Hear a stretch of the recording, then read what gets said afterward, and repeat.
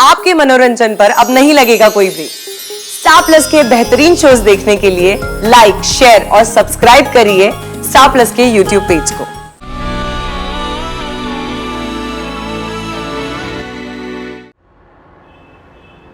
मेरा फोन काट दिया उसने, ऊपर से मुझे धमकी दे रही है कि वो मिस्टर ओबरॉय के पास वापस चली जाएगी। प्रॉब्लम यह है कि स्वेतलाना हमारी हर कमजोरी जानती है, जबकि हम उसे जानते तक नहीं।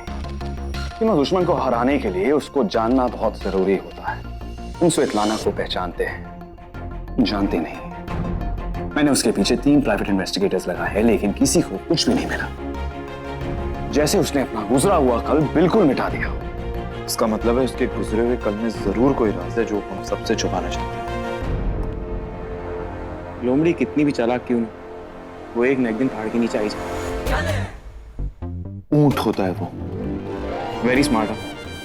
अगर इतना बड़ा ऊंट पहाड़ के नीचे आ सकता है तो ये चालाक बोटॉक्स वाली लोमड़ी क्या चीज है यार? ये क्या कहना चाहता है? मुझे समझ आ रहा है। मैं मानता हूं मैंने ही तुझे स्वेतलाना से एंगेजमेंट करने के लिए कहा था, ताकि उसे बड़े पापा के सामने एक्सपोज करने के लिए हमें थोड़ा और वक्त मिले।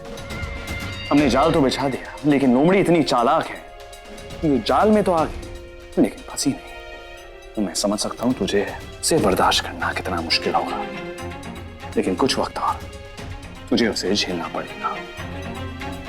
मैं अपनी माँ के लिए कुछ भी कर सकता हूँ शिवाय। तो स्वेतलाना से शादी कर। क्या शादी? वो भी उस चालाक बोटॉक्स वाली लोमड़ी से? शादी नहीं, शादी का नाटक। तो उसे शादी के रस्मों में ऐसे उलझा कि उसे लगे कि वो सच में शादी कर रही है। इससे फायदा क्या होगा? तूने ये भी कहा था ना कि कोई कितना भी चालाक हो, वो कभी ना कभी कोई ना कोई गलती जरूर करता है। स्वेतलाना जैसे ही अपने मकसद के पास पहुंचेगी ना, आई एम श्योर वो कॉन्फिडेंट हो जाएगी और कोई ना कोई गलती जरूर करेगी, और तभी उसी गलती का हम फायदा उठाएंगे। और अगर गलती नहीं की तो हाँ, अपने ओ तो बन जाएंगे मिस्टर स्वेतलाना। और ओ तो आपसे उम्र में इतनी बड़ी है, बुजुर्ग है, साथ में मॉल घूमने जाओगे तो जमाना क्या बोलेगा? बुआ और उसका बड़े वाला भतीजा घूम रहे हैं। हाँ बताओ। चाहे कुछ भी हो जाए, स्वेतलाना इस घर की बहू कभी नहीं बन सकती।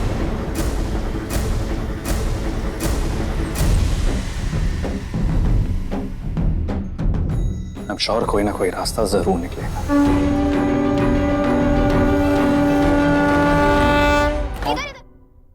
बैठो, मुझे तुमसे कुछ बात करनी है। देखो, मैं जानती हूँ तुम जो कुछ भी कर रहे हो वो मेरे लिए कर रहे हो, लेकिन अपनी जिंदगी मेरी वजह से बर्बाद मत करो।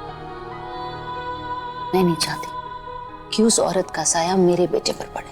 मॉम, मैं अच्छी तरह जानता कि मैं क्या कर रहा हूँ, तो आप मेरी फिक्र मत करो। और मैं आपको प्रॉमिस करता हूँ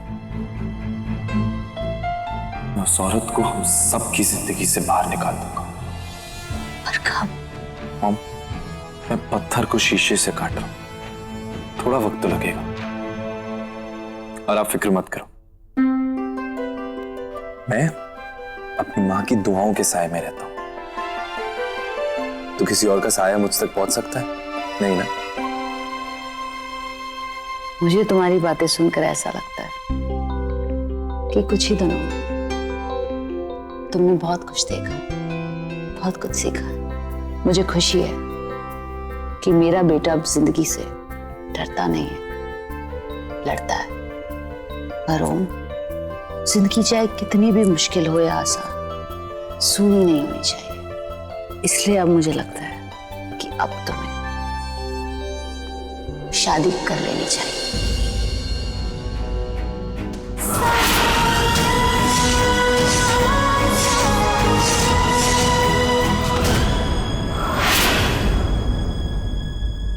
मॉम, आप ये क्या बातें लेकर बैठ गई? एनीवेज, मुझे चलना है, मुझे थोड़ा काम है। I'll see you. ओम, मेरा दिल कहता है कि कोई ना कोई तो जरूर जो तुम्हारी जिंदगी के सुनहरेपन को खुशियों में बदल दे।